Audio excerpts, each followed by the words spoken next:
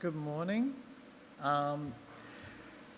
We've got a really awesome line of all three speakers coming back to back this morning up until lunch. We've got a lot of threat intelligence, threat research. So first up we have Noushin, who comes from Kaspersky. She's worked there a number of years and came back and presented at AUSCERT a fair few number of years, including some workshops. So it's really awesome privilege to have her here again.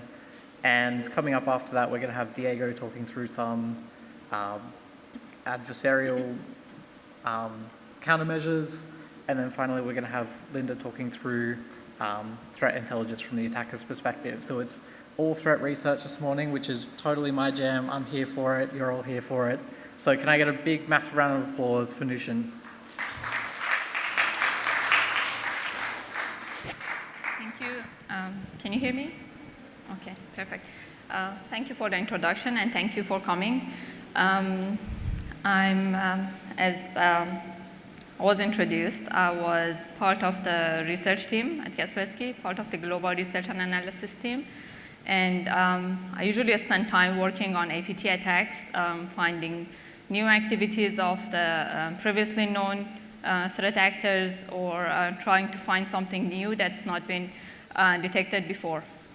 So today I'm going to talk about an attack campaign that I worked on since a year ago, and I called it TetrisPhantom. You will see why it's called TetrisPhantom. It's a unique story because you will see how we managed to figure out different phases of this attack campaign, which resulted in a very sophisticated espionage tool. And it was unknown before, even though it was going on for a few years. Let's get started. This one. Let me see. Okay. So a little bit of background. I was looking at some anomaly detections around like a year ago. Then I came across a file that was quite suspicious.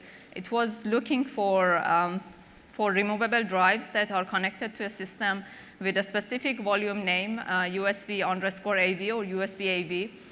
And it immediately rang a bell because I had spent some time a few years back looking at some USB drives that had a hardware protection with like an encrypted partition that had the same volume name.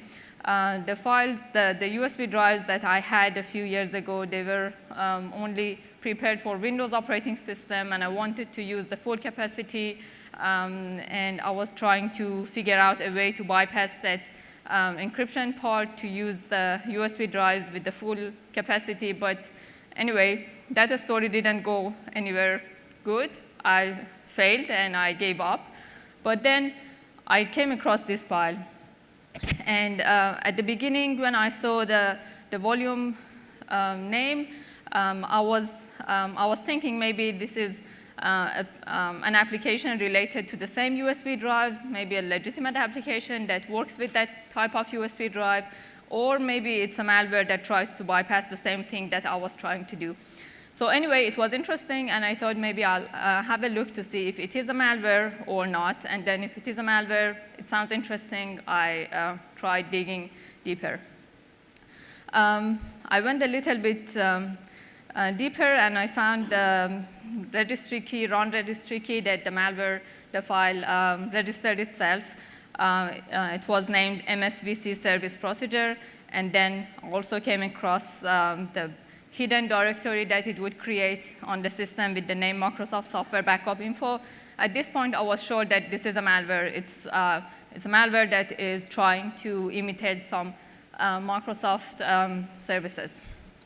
So from here, it got interesting. I started looking, and I realized that it was actually targeting a specific type of secure USB drive, not the ones that I was familiar with, but a very specific type that after some time doing this research, I realized that it was a type of USB drive that was developed and used exclusively by a government entity in a country in APAC region, not in Australia.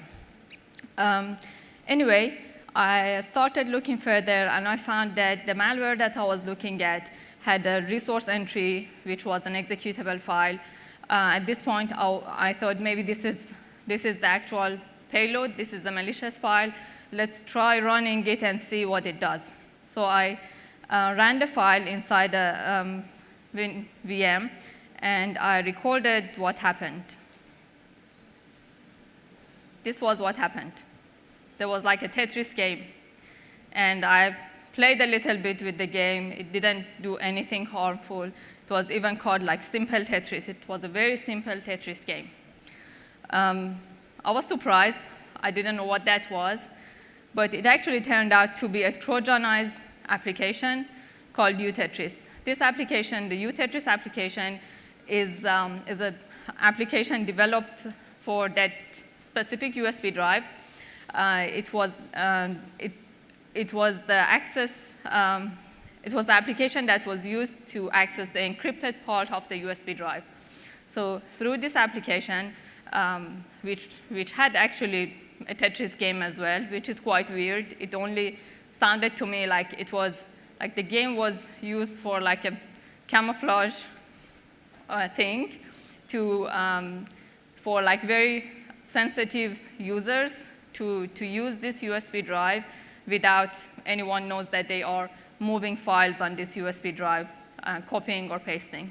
So it did seem that it was a very sensitive USB drive, and it was actually confirmed when it was confirmed in my mind when we got in touch with the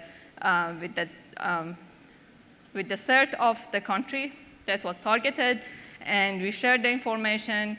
We tried to get some information about the USB drive, and we didn't receive anything. So I thought it was something very sensitive. So anyway, the application that I came across and I ran inside my VM, the Tetris game that you saw, was a Trojanized UTetris application.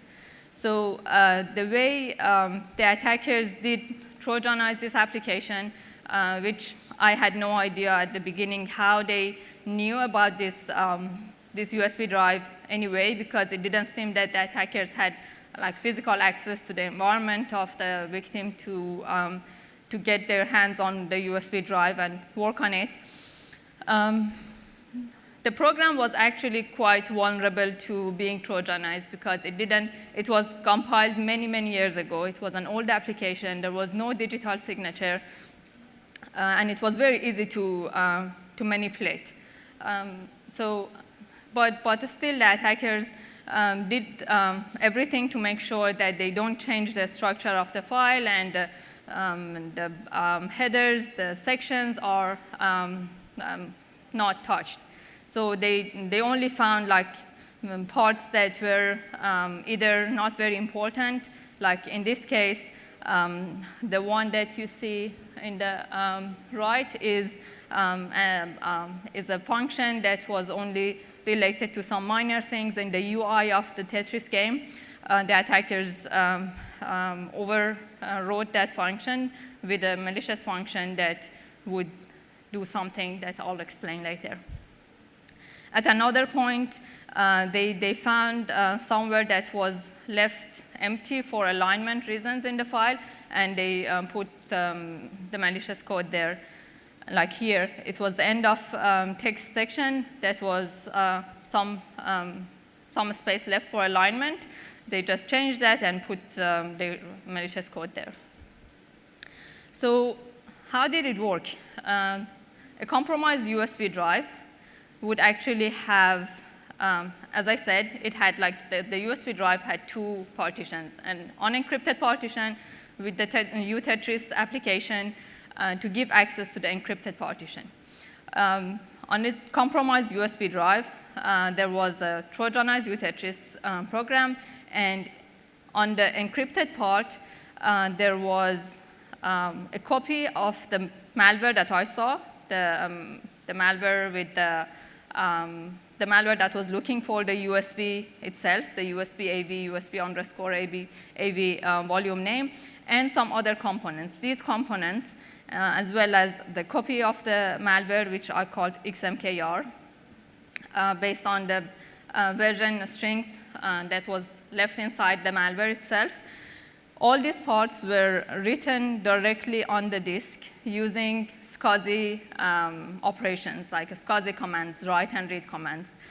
So there was no file attachment, file handle attached to these components. So it's quite difficult to find, and it's a very stealthy way to write that. And these components, they contain information that the attackers collect from every system that a compromised USB drive is connected to. So it's like stolen information that is copied on the USB drive and moves from one system to another, as well as the capability to compromise any machine that a USB drive is connected to. So it's ready for a new USB drive to get connected and get infected. So it's like a USB worm, but the actual payload is a sophisticated espionage tool. So when a compromised USB drive arrives at a victim system, it extracts the file contents from USB drive, again with the SCSI commands, not just opening and reading a file with like normal file operation APIs. Copies that on the system. Then the malware that is called XMKR, when it's on a system, it has embedded Trojanized UTetris, which is the resource entry that I showed earlier. It does the persistence of the infection by registering itself under the run registry key, which we already saw.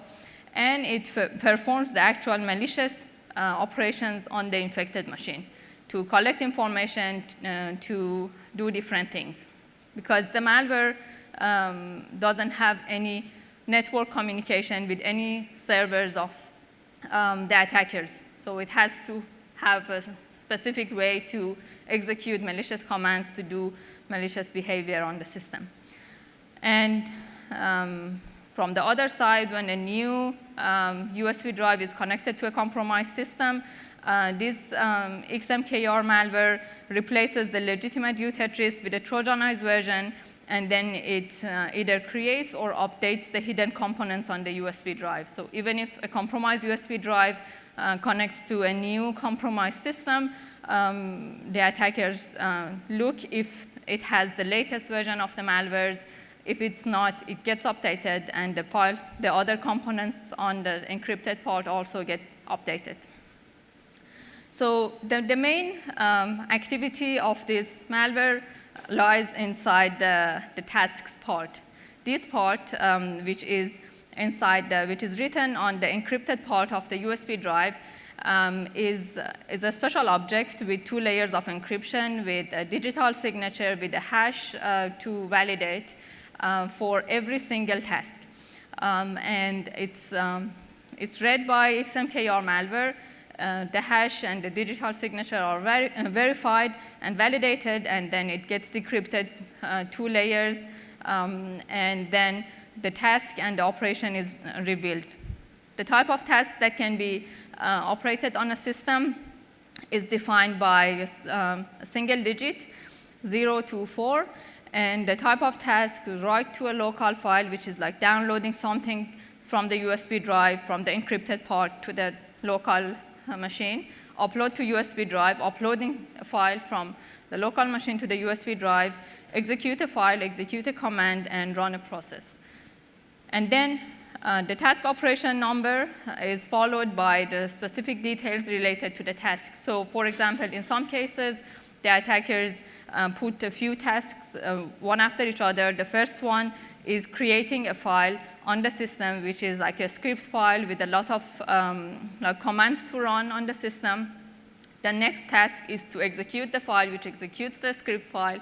And the next task is to upload to the USB drive, which does upload the result of the script that was executed on the system to the USB drive. So this way, the attackers manage to steal a lot of information and do a lot of activities with just simple task defined, tasks defined on the system. So a few examples of the tasks that we managed to find that the attackers did try to execute on the system, victim system.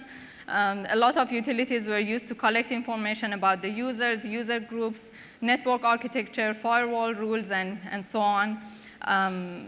On some specific examples, the attackers were trying to access a very specific server that seemed to be a server that was used to store sensitive documents from government on the server.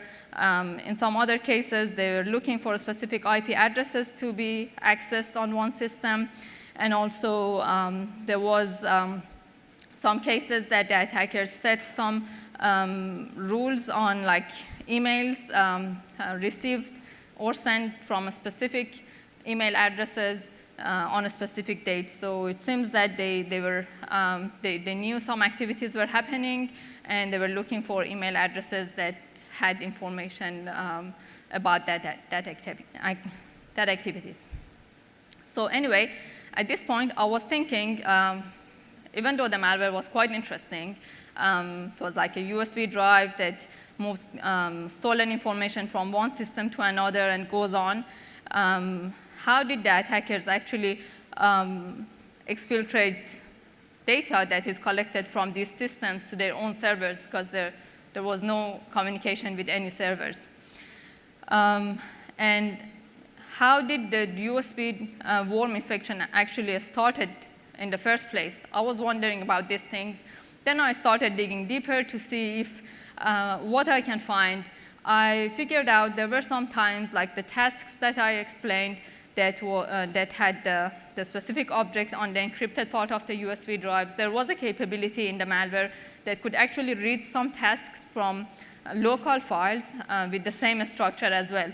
So I was thinking maybe at some point the attackers, when they have access to one system, they just copy the task on that system, and from there it would end up on a USB drive and moves to other systems. And that was actually the clue that let me find a lot of other tools that were used by the same attackers over the years.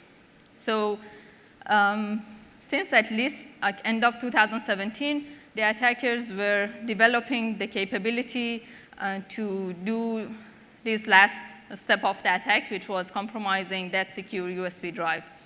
The first malware that they used, which I called AcroShell, this is the only tool from the attacker's toolset that has network communication with the attacker servers. And with the help of this tool, over the years, the attackers managed to deliver other tools that they have developed over the years to very few victims that had network communication, that had like network access, and the attackers had access to their systems. And from there, they collected a lot of information, and they finally managed to compromise the USB drive. But let me tell you a little bit of details. This AcroShell was first used by the attackers in late 2017, at least late 2017. I have actually some indications that it was used even earlier, but there was just a lack of visibility that I couldn't confirm that it was used even before that. So it's a DLL that is loaded by DLL side loading from like using vulnerable legitimate softwares like system files related to emails, and also some applications related to Adobe applications. So those applications, legitimate applications, were used to load this DLL. It's the only malware that has network communication. So basically, it establishes a communication channel with the attacker servers, and from there, the attackers send some commands to get executed on the victim's machine, and then do some lateral movement. But it was actually done in a very stealthy way. So based on what I found, the attackers would run like a few commands and then go silent for a few months sometimes, and come back and try again to see if they can access one more system, and then they move to that system and then go silent again for some time and come back, run a few commands, go silent, come back, run a few commands. So it was going on, a little bit of detail about the shellcode of this acro shell. It's actually a shellcode that is quite encrypted.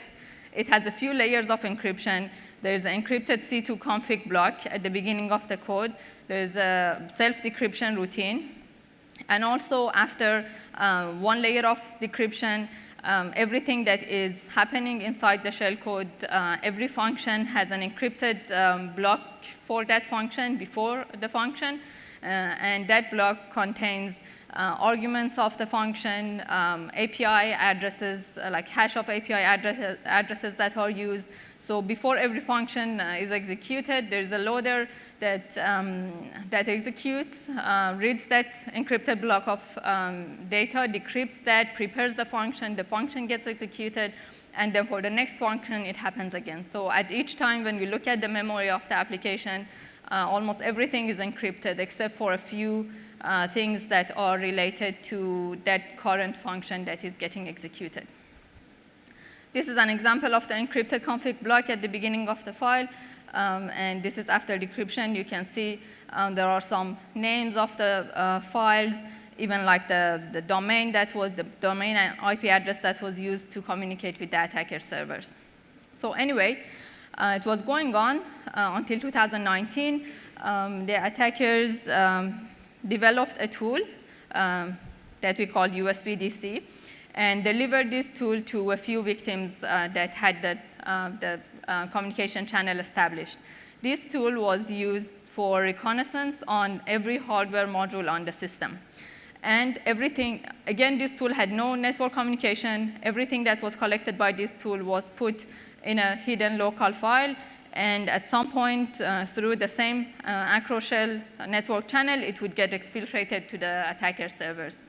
So information that the tool would collect about every hardware on the system would be version, total size, device type, even vendor ID, details about the manufacturers, and also it would go further, and for USB drives that were connected to the system, it would collect geometry details for every USB drive.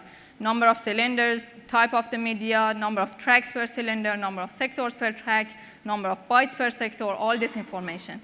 And from here, it was clear that they were actually looking to compromise USB drives since 2019. And to me, it just sounds like trying to get access to air-gapped systems. Why else would you try to compromise USB drives that are used in the environment for so long? Anyway, in 2021, they developed a new tool, GetUSB. They delivered this tool to a few victims. This tool was an info stealer that would collect files that were present on a USB drive. So every time a USB drive would be connected, a few information about the USB drive, like the volume name and the size and some other information, as well as a copy of every file on the USB drive would be collected and then sent to the attacker servers. So I guess at this point, they learned a little bit about that secure USB drive with the volume name and some information. Maybe even at some point when the users of that USB drive, like the employees of that government entity, were given the USB drive, there was like a manual or something on the USB drive to use it. And also the Tetris application as well. It was on the USB drive, so anyway, a copy of that would be collected and sent to the attacker servers.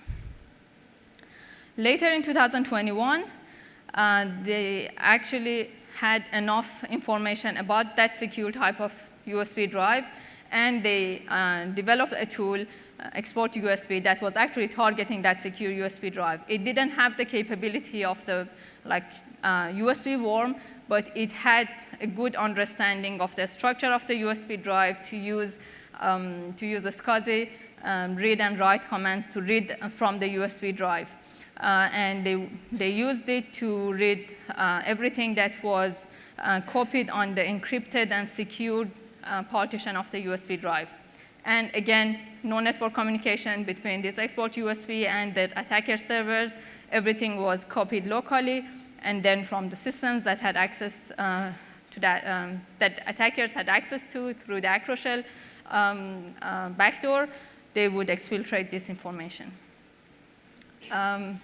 This tool was actually quite, it was a bit more sophisticated compared to the previous tools. It was protected with packer protectors like Temida, VM Protect, which is quite difficult to analyze for malware analysts. It had a persistence on the system. It would get registered on the system with the name USB guard. And what it did, it had information about the default password of the secure USB drive. It would try to see if it can log into the USB drive with the default password. If not, could it read at some area in the encrypted part that it was known to the attackers about the number of failed attempts to log into the USB drive, and if it would go over 10, which I guess was the limit, they would stop and they would try another time. They would also read information about the file system, like the partition table of the file system of the USB drive, and collect it to send to the attacker servers. Finally, in early 2022, it seems that the attack campaign went into a new phase. They managed to develop the capability to compromise the secure USB drive with the sophisticated malware that we saw earlier, and maybe even spread to machines that was air-gapped. And also, the collected information would be stored like hiddenly on the USB drive, moves from one system to another until it arrives at one system that has the network communication with the attacker servers through the Acroshell infection, and the attackers could exfiltrate data. That was basically it. A little bit of summary. TetrisPhantom is a very sophisticated threat actor with a quite focused target. We have seen them being active for a couple of years without anyone knowing about this threat actor, and there are indications that they were actually targeting other types of secure USB drives. This is from like some time ago, like a year or more than a year ago, which I'm not sure if they managed to do that, and we don't have the visibility because we only have visibility based on the telemetry of our products, or that other lines of the attacks and campaigns are still ongoing and they haven't managed to compromise another USB drive. So as I said, they have managed to stay undetected for several years because of the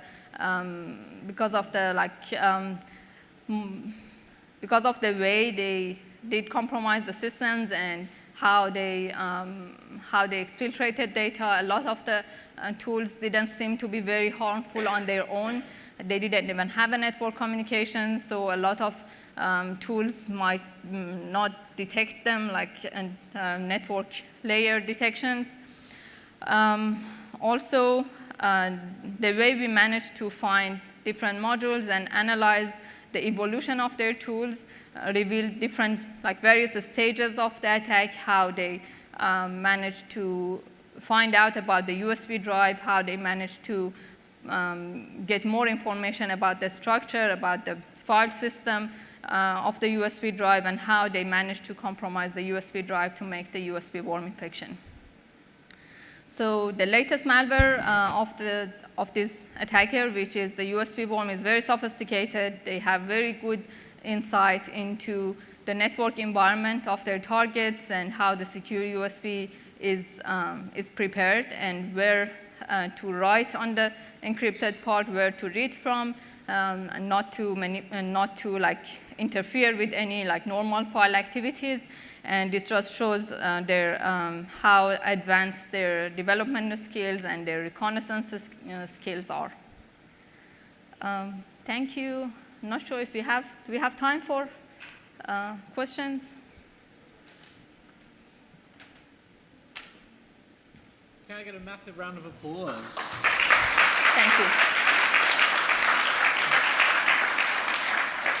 So the first question we have is, where do you draw the line when you allow a malicious actor to continue in your environment so that you can find out further information about what they're doing and what their operations are?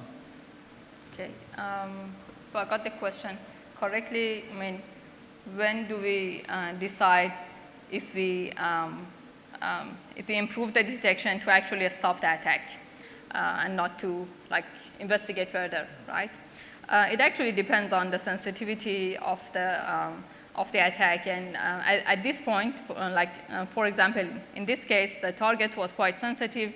We stopped the attack when we found it, and we got in touch with somehow with the victims, like through the CERT of the country, and provided technical information for them.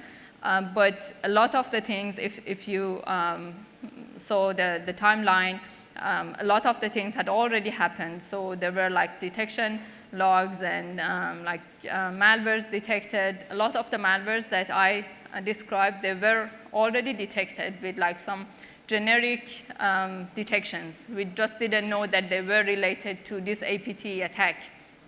So a lot of the things, a lot of the malwares had already been detected, and a lot of the information about the commands that were executed have already been detected. So we did stop the attack when we found it, but it didn't stop me from doing the investigation and finding out what was happening. Awesome. And are organizations still really allowing USB access and not just controlling them or blocking them outright?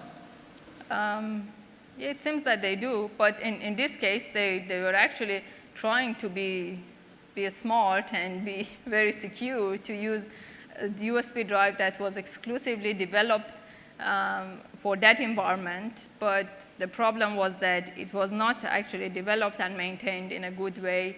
So as I said, it was a sophisticated malware, but the entry point, like a lot of APT attacks, very sophisticated tools, but the entry, the first foothold on the victim system is just a spear phishing email, something like that. In this case, it was the same.